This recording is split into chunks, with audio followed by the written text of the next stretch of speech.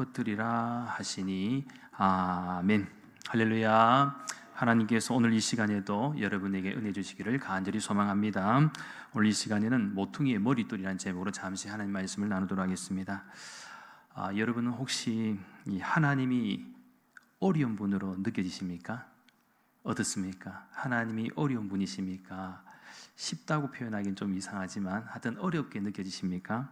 만일 하나님이 어렵게 느껴진다면 크게 두 가지 이유가 있기 때문입니다. 하나는 나의 믿음이 부족하기 때문이고, 또 다른 하나는 하나님의 말씀에 잘 순종하지 못하기 때문에 그렇습니다. 그러니까 하나님이 어렵게 느껴지는 것은 참 우리가 하나님의 말씀에 잘 순종하고 지키고 또 믿음으로 이렇게 잘 신앙생활 잘하면 좋을 텐데 늘 그것이 우리가 부족하기 때문에 이 하나님이 어렵게 느껴지는 것이죠.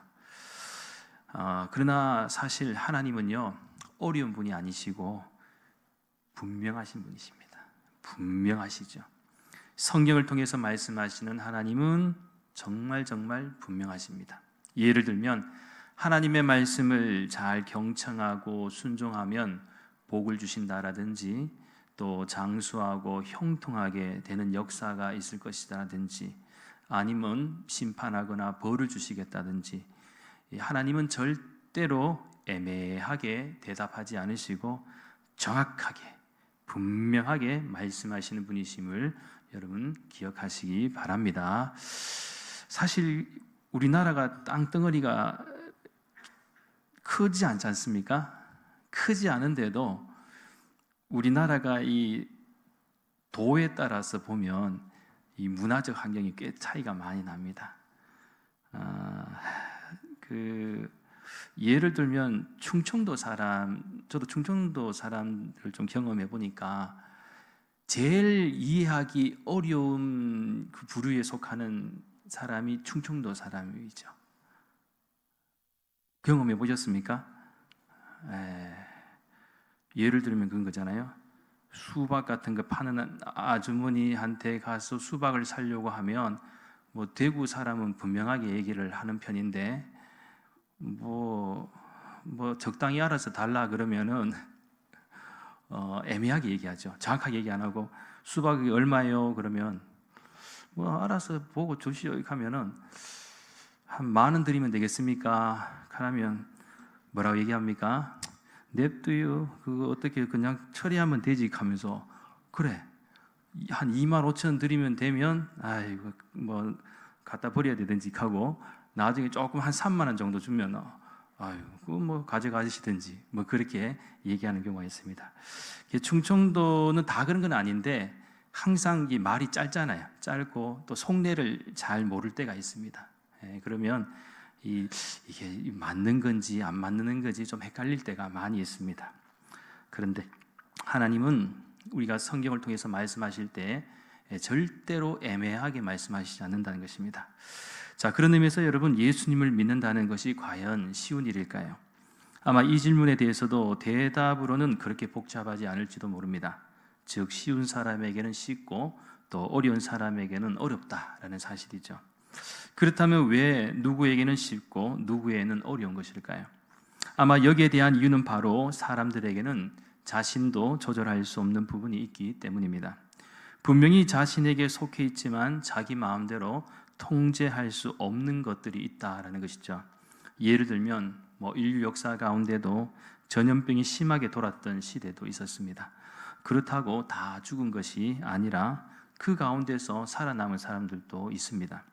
그뿐만 아니라 우리가 살아가는 세상의 모든 환경과 상황도 우리 마음대로 할 수 있는 부분이 생각보다 많지 않다라는 사실이죠. 이렇듯 사람에게는 자신의 능력으로는 어찌할 수 없는 영역도 있는데요. 마찬가지로 우리의 믿음도 그렇습니다. 내가 믿는 것이지만 정작 내 마음대로 내 뜻대로 되지 않을 때가 얼마나 많습니까? 어떻게 보면 믿음은 일종의 마음의 작용이기 때문에 누군가에게는 신앙생활이 쉽지만 누군가에는 아주 힘들고 어려울 수밖에 없습니다. 그리고 우리의 뜻과 의지, 생각과 마음을 넘어서 또한 공중권세 잡은 자인 사탄의 영향도 큽니다. 보이지 않는 어둠의 영 권세는 끊임없이 우리의 믿음을 방해하기도 하죠. 그래서 참고로 신약성경 요한복음 8장 44절 말씀에서 너희는 너희 아비 마귀에게서 났으니 너희 아비의 욕심대로 너희도 행하고자 하느니라. 그는 처음부터 살인한 자요 진리가 그 속에 없으므로 진리에 서지 못하고 거짓을 말할 때마다 제 것으로 말하나니 이는 그가 거짓말쟁이요 거짓의 아비가 되었음이라고 사도 요한은 말씀하기도 했습니다. 즉 우리가 욕심대로 행하거나 잘못된 마음과 행실은 모두 마귀에게서 났다라고 설명하고 있는 것이죠. 이렇듯 예수님을 잘 믿고 진리에 가려고 하면 사탄은 계속해서 우리가 이 진리와 충돌하게 하려고 합니다. 그래서 우리가 은혜 좀 받으려고 하면 계속 은혜 받지 못하게 하는 것이죠. 그래서 여러분 은혜 받으려면 어떻게 됩니까? 자꾸 은혜 받을 만한 행동으로 가야죠. 믿음에. 그렇지 않습니까? 은혜 받아야 되는데 드라마만 잔뜩 보고, 그죠? 세상에서 좀 괜찮다는 거 한번 즐겨보십시오. 그런 것들 다 즐긴다 해서 여러분 은혜가 됩니까? 절대로 다르죠. 세상에서 즐기고 괜찮다 해도 잠깐 즐거움은 될 수 있어도 그거는 은혜하고는 전혀 상관이 없는 것입니다. 이 은혜를 받으려면 어떻게 됩니까? 어떻게든 우리가 은혜를 받기 위해서 주의 전에 나와서, 그죠? 말씀과 찬양과 기도 가운데 어떻게 하나님께서 우리가 이 세상을 이 영적 전쟁하던 세상에서 이겨낼 수 있도록 간절하게 은혜를 사모하고 어떻게든 은혜에서 떨어지지 않기 위해서 이 하나님의 말씀을 붙들고 살아가야 된다. 그래야 능력이 나타나지 않겠습니까? 그래서 오늘 이 시간에는 오늘 본문의 말씀을 통해서 우리가 배울 수 있는 교훈을 크게 두 가지 관점에서 좀 간략히 말씀을 나누도록 하겠습니다. 첫째는 믿음에 있어서 나의 열심에 대해서 점검, 체크해 보십시오.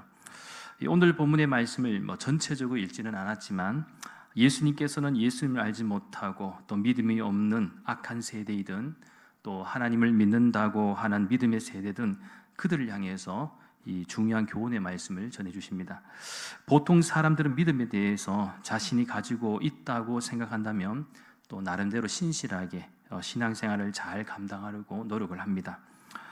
그리고 이것이 바람직한 또 모습과 자세이겠죠. 그러나 항상 우리의 고민이 무엇입니까? 내게 열심이 있지만 가끔씩 어려운 환경과 상황을 만날 때입니다. 문제는 나의 열심만으로 신앙생활을 한다면 큰 문제가 닥쳤을 때 낙심하고 포기하기 쉽습니다.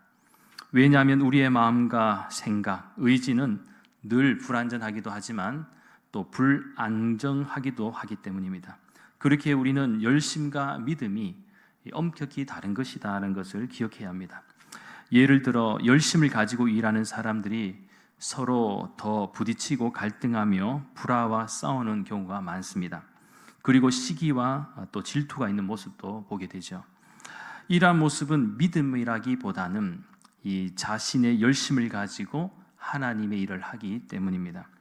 그러니까 여기서 중요한 것은 하나님의 열심, 그리고 하나님의 마음, 나아가 믿음 안에서 자신을 죽이고 이 하나님의 말씀에 먼저 순종하는 열정으로 감당하면 배려하는 마음과 또 이해하고 받아들이는 용기가 있게 되는데, 단순히 내 생각과 열심과 열정만으로 감당하게 되면 하나님이 원하시는 방향과 전혀 다른 방향으로 나아갈 수도 있다는 것입니다.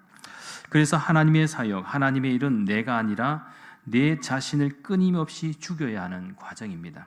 때로는 내가 맞는 것 같고 또 하고 싶은 것도 많지만 그것이 만일 교회 공동체에 유익이 된다면 물론 선하게 풀어가야 할 필요가 있겠지만, 공동체가 부담스러워하거나 반대하는 부분이 있다면 때로는 내가 보기에 아무리 좋아 보여도 양보도 좀 할 줄 알고 좀 더 화합할 수 있는 방향으로 나아가는 모습도 중요합니다.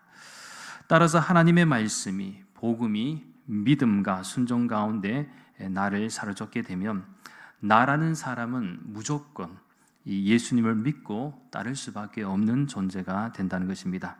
그러면 신앙생활이 어려운 것이 아니라 쉬운 일이 됩니다. 그렇게 항상 어려운 것이 뭐냐? 내가 더 강하다. 때로는 내 자신이 가장 신앙생활에 걸림돌이 될 수 있다는 것이죠. 이 문제도 보면 내가 만들어가는 문제가 얼마나 많습니까?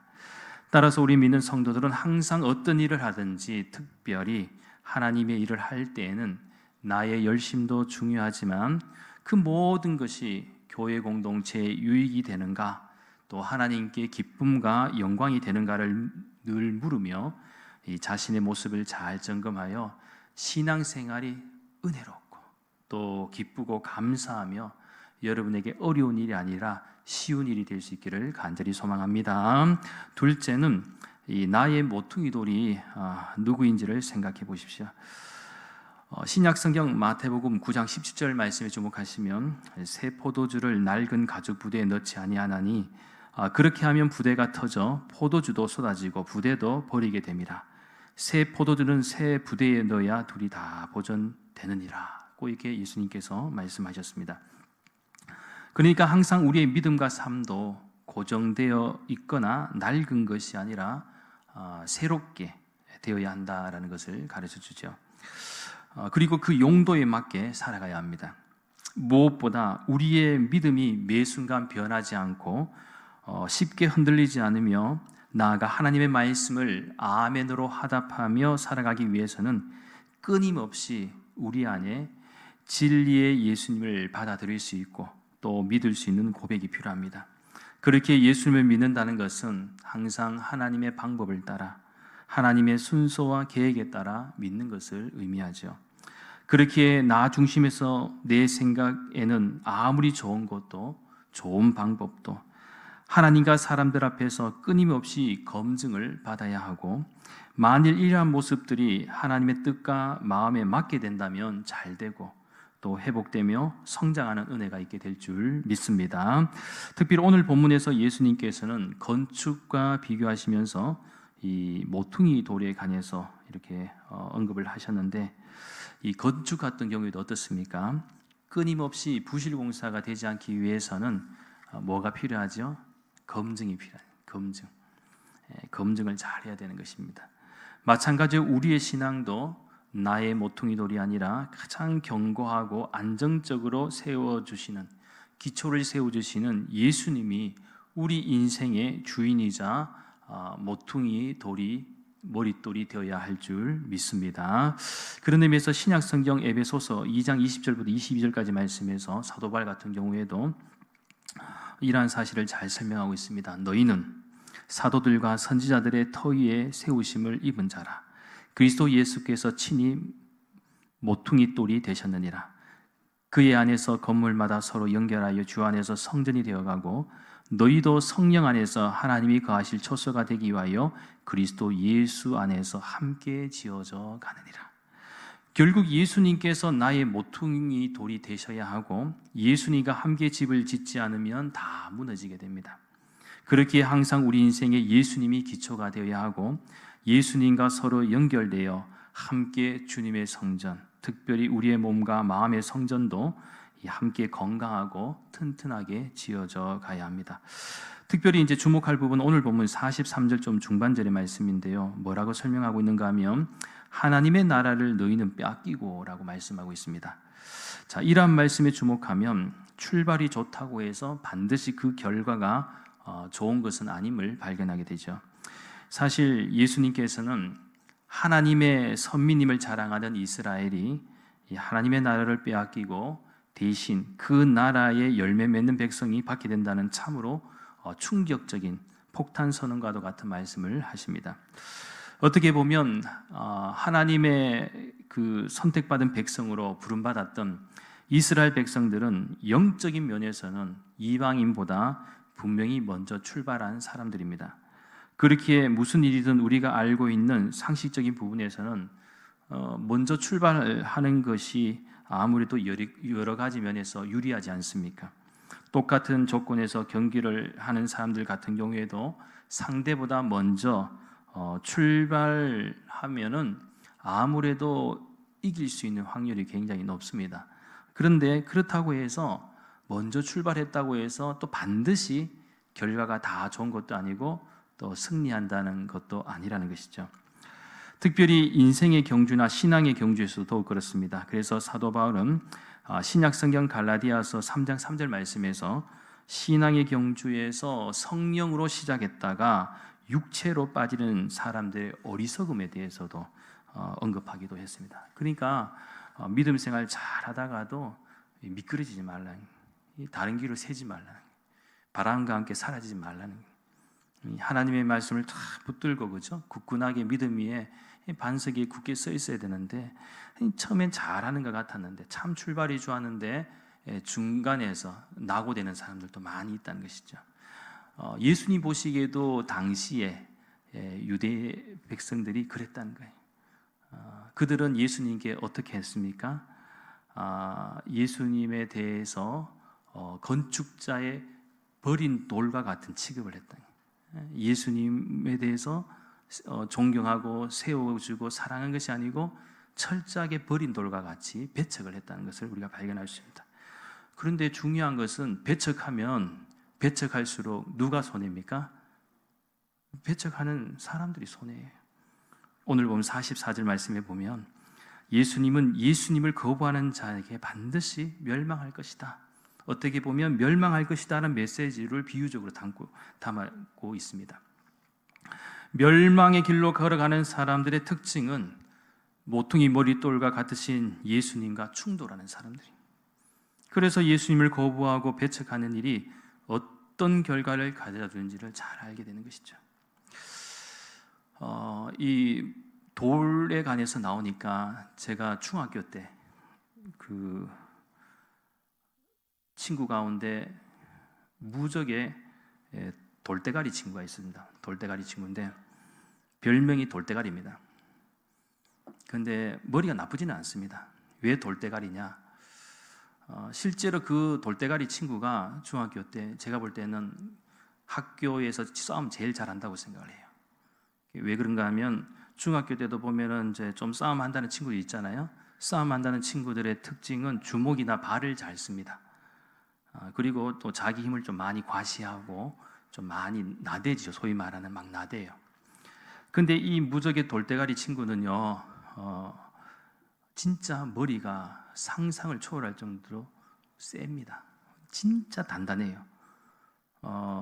마치 김일 선수 아시죠? 김일 선수가 예전에 인기할 때 딱 박으면 사람들이 벌쩍벌쩍 뛰면서 막 죽으려 하잖아요. 그냥 쇼맨십인가 했는데 실제로 이 친구가 좀 싸움한다는 친구가 시비를 걸 때 뭐 이렇게 한 방 맞아주다가 머리 탁 잡고 빡 박아버리면 막 빡소리가 나요. 막 골이 깨지는 소리가 나는과 동시에 그거 한 방 받으면 그냥 나가 떨어집니다. 저는 그때 알았어요. 돌머리가 가장 세다. 돌주먹보다는 돌머리가 진짜 세다. 왜 그러냐면 제일 위험하거든요. 저는 머리가 약합니다. 박으면 아파요. 뭐 정신이 흔들흔들거리는데 진짜 돌머리를 가진 사람은요, 진짜 딱 박으면 상대방이 그냥 눈물 줄줄 쏟고 코피 터지고 그렇습니다. 그러니까 이 친구가 사실은 좀 착해서 그렇지 제가 볼 때는 그 당시 중학교 때는 이 친구가 짱이다. 하여튼 이 친구하고 머리만 부딪히면 그냥 끝난다, 한 방에. 그래서 결국 그 친구가 싸우면 누가 손해다? 싸움을 시비 건 사람 친구가 손해될 수밖에 없어요. 그냥 가는 거죠. 예수님도 마찬가지입니다. 예수님에 대해서 배척하고 시기 질투하고 거부하고 충돌하고 해보면 누가 손해라는 거예요? 예수님이 아쉬운 건 없어요. 예수님은 어떻게든 품어주시려고 했는데 자기들이 그렇게 하는 거예요. 그렇게 하면은 자기만 손해. 결국 그 결과는 심판과 멸망뿐이다. 오늘날도 마찬가지입니다. 우리가 복음을 전하고 많은 사람들에게 예수님에 대해서 전하지만 세상 사람들은 건축자의 버린 돌과 같이 예수님을 취급하고 우리도 어쩌면 버린 돌과 같이 취급받을 때가 있어요. 성경에도 보면 버린 돌처럼 취급받은 인물들이 있지 않습니까? 다윗 같은 경우, 대표적으로 다윗 같은 경우에도 보면 다윗은 하나님의 은혜로 골리앗과 싸워서 이겼어요. 이겼으면은 사람들이 막 칭찬해 주는 것이 좋았잖아요. 좋긴 좋았는데 어느 순간 갑자기 깨닫게 되는 것이죠. 내가 버린 돌이 되어버린 거예요. 그 이유가 무엇입니까? 사울에게서 미움을 받고 공격을 받고, 근데 왜 내가 이렇게 이 좋은 일을 했는데 내가 왜 이렇게 고통스러워야 되지? 억울하게 당한 경우가 있잖아요. 그때 깨달은 것이죠. 나는 버린 돌이구나. 버린 돌. 예수님도 버린 돌 취급받으셨고요. 또 이스라엘 백성들도 포로기 시대 70년의 시간도 어떻게 보면 버린 돌과 같은 인생을 살았던 것입니다. 자, 중요한 것은 우리 역시 버린 돌과 같은 그런 모습이 있을 수 있지만, 하나님은 우리를 어떻게 하실 것 같아요? 하나님은 그래도 우리를 모퉁이 돌과 같이 세워주신다는 거예요. 우리가 하나님의 말씀 안에서 하나님의 은혜 안에 거하면 하나님은 또 진심으로 회개하는 자에게, 그죠? 불러주시고, 너는 내 자녀다.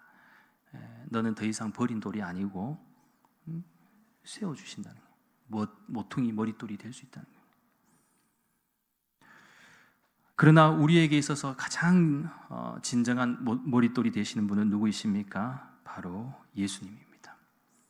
어쨌든 우리는 예수님 아니게, 예수님에서 벗어나면 누가 손해다? 우리만 손해예요. 나만 손해다. 그렇게 특별히 우리 대구 난강교회 모든 믿음의 권속들은 2023년 대림절의 시간을 보내면서 우리의 믿음과 삶의 방향이 누구를 향해서 분명히 향해 있는가를 잘 점검하고, 특별히 우리의 신앙도 좀 잘 점검했으면 좋겠습니다. 특별히 신앙생활이 어렵고 힘든 것이 아니라 훨씬 더 쉽고 은혜로울 수 있으며 건강하게 될 수 있다는 사실을 좀 깨달아서 우리가 어떻게든 모이기에 힘쓰고, 또 일상 속에서도 감사와 또 기쁨으로 하나님의 믿는 자녀로서의 이 삶을 우리가 또 신실하게 좀 잘 감당해야 될 줄 믿습니다. 그럴 때 우리가 모퉁이의 머릿돌이 되시는 예수님과 함께 튼튼하게 또 건강하게 우리의 성전을 세워가면서, 또 무엇보다도 하나님께 귀하게 쓰임받을 수 있는 우리 대구 난강교회 모든 믿음의 가정들이 될 수 있기를 예수님의 이름으로 간절히 축원합니다. 기도드리겠습니다. 거룩하신 하나님, 이 세상을 살아가는 동안 우리의 믿음이 흔들리지 않게 해주시고, 나의 열심도 중요하지만 무엇보다 우리의 믿음을 잘 점검하여 우리 인생의 참 진리와 모퉁이의 머릿돌이 되시는 예수님 안에 가하여 보다 복되고 건강하며 더 이상 버린 돌과 같지 않고 튼튼한 믿음 생활이 되어서 우리가 하나님을 기쁘시게 하고 또 하나님께 귀하게 쓰임받을 수 있는 귀한 우리 대구 난강교회 모든 믿음의 가정들이 되게 역사하여 주시옵소서. 감사를 드리며 모든 말씀 거룩하신 예수님의 이름으로 간절히 기도합니다.